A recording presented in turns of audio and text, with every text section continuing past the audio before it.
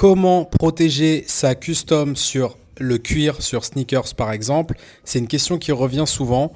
Ma recommandation, c'est d'utiliser le vernis de chez Angelus. On va le faire ensemble, je vais faire une création et on va l'exposer à tout un tas d'agressions. On va la gratter, on va la mettre sous l'eau et on va voir si c'est efficace.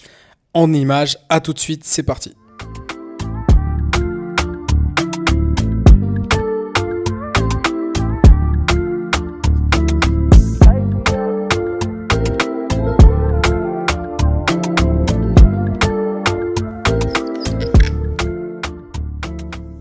Alors sur cette pièce de cuir, j'ai décidé de peindre un personnage, le personnage de Hulk pour représenter la force et la résistance. Donc je vais peindre tout ça en vitesse accélérée. Avant toute chose, comme je l'ai conseillé dans la vidéo sur les Posca, sur le textile, je vais bien sûr apprêter avec de la peinture blanche de chez Angelus, donc spécialisée pour le cuir. Je peins en blanc pour faire bien ressortir les couleurs dans un second temps. Donc première couche, coup de sèche-cheveux, deuxième couche, coup de sèche-cheveux. Voilà, je pense qu'on a quelque chose de sec au toucher, donc ça a l'air d'être bien. Si j'avais le temps, je ferais une troisième couche, mais je pense que ce ne sera pas nécessaire. Là, on voit qu'il c'est encore un peu translucide, ça mériterait une troisième couche, mais bon, là, c'est juste pour l'exercice, donc on peut commencer comme ça. Donc, je commence avec les esquisses en noir pour refaire les contours. Donc, c'est un peu dommage parce que j'ai perdu mes premiers contours de tout à l'heure, mais je refais tous les contours. Là, je fais une technique que moi j'aime bien faire, c'est-à-dire que je fais l'ancrage en tout premier et après ça me permet de poser mes couleurs en ayant un espèce de jus de peinture un peu transparent et donc de conserver mes contours et après à la fin je remettrai un coup d'ancrage.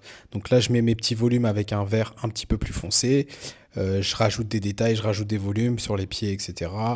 J'affine un petit peu, je mets un peu de clair, je rajoute un petit peu de vert pour avoir un autre éclairage. Et là, je suis parti sur les contours en noir. Donc là, je vais très très vite parce que le but, c'est pas forcément de m'attarder sur la création. Mais bon, je trouvais ça plus marrant d'avoir un dessin un peu sympa pour faire les tests. Donc, on a fini. Je vais pouvoir appliquer le vernis mat. Moi, je préfère mat parce que c'est plus joli que satiné et encore plus que brillant. Donc, Acrylic Finisher de chez Angelus.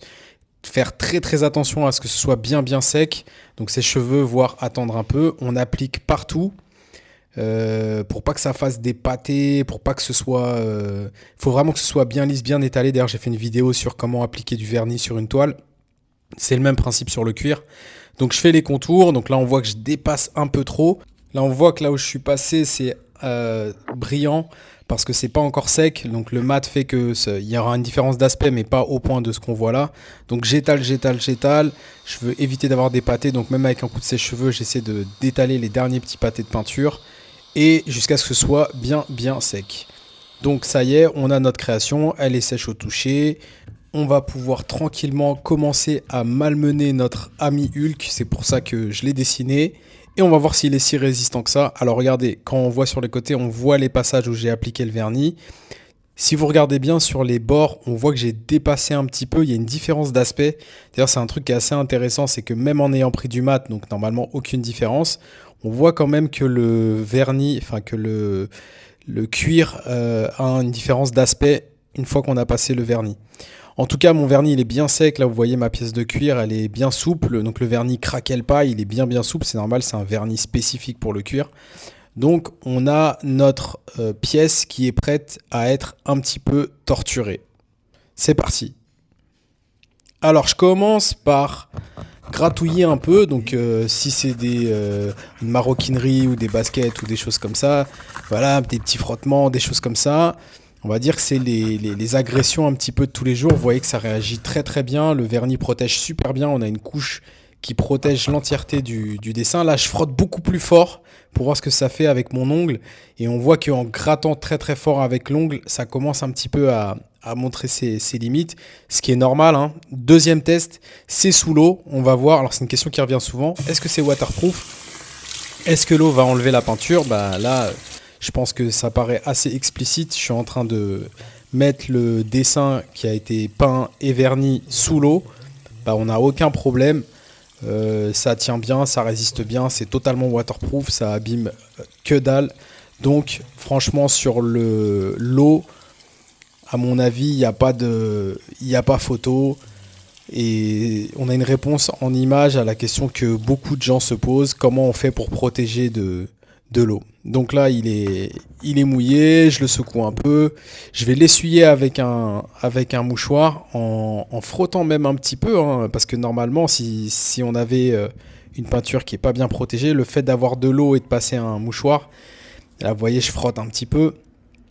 Toujours aucun problème. Donc on a encore une fois la démonstration que ça résiste plutôt bien. Je frotte un petit peu plus fort pour voir. Non, toujours pas de problème. Notre ami Hulk, décidément, il est quand même assez costaud. On va passer à une autre phase. Cette fois, c'est de passer un coup de éponge côté vert, hein, type éponge Spontex. Quand je frotte dessus, donc de manière assez normale, hein, avec une pression normale, ça résiste. Honnêtement, je suis assez étonné. Je pensais que ça allait pas tenir. Et ça tient plutôt bien. Alors, ça commence à montrer un petit peu de faiblesse, mais c'est normal. C'est pas fait pour qu'on l'attaque à ce point-là, hein. Là, je fais l'exercice pour vous montrer, mais c'est pas fait pour ça. Franchement, à ce moment du test, on a une belle démonstration de la résistance du vernis de chez Angelus sur le cuir. Donc pareil, hein, si ça avait été des chaussures, je vais frotter très fort et on va voir ce qui se passe. Donc là, forcément, à mon avis, ça résistera pas, mais on le fait pour le test pour rigoler. Donc là, je vais mettre toutes mes forces pour frotter comme si vraiment je voulais abîmer le cuir. Et là, forcément, bah, on voit les limites du vernis, mais c'est normal. Un vernis, c'est pas comme si c'était une couche de carrosserie ou de résine. On a juste une fine couche de protection qui est déjà assez costaud comme on a pu le voir. Et bon, si on frotte dessus comme un taré, ce que je viens de faire, forcément on a la peinture qui s'en va. Et même je pense ça a tendance à abîmer le cuir. Alors là, c'est pas un cuir de haute qualité, hein, c'est un cuir assez classique. Et on voit que ça, j'ai commencé à l'abîmer. Voilà, bah c'est normal, c'est pas fait pour. Et là, j'ai un peu été comme un gros bourrin. Là, pour le coup, c'est moi Hulk. Donc voilà, on a un fin cuir qui n'a pas pu résister à ça. Le vernis n'a pas pu résister à ça. On atteint les limites, mais je pense qu'on a une belle démonstration de la qualité du vernis de chez Angelus. Pour moi, c'est pas sponsorisé comme vidéo, hein, c'est vraiment le produit que moi j'utilise. J'ai pas de lien avec la marque. Mais je sais que c'est une valeur sûre. Donc si vous appliquez cette couche, vous aurez aucun souci pour protéger toutes vos créations sur le cuir.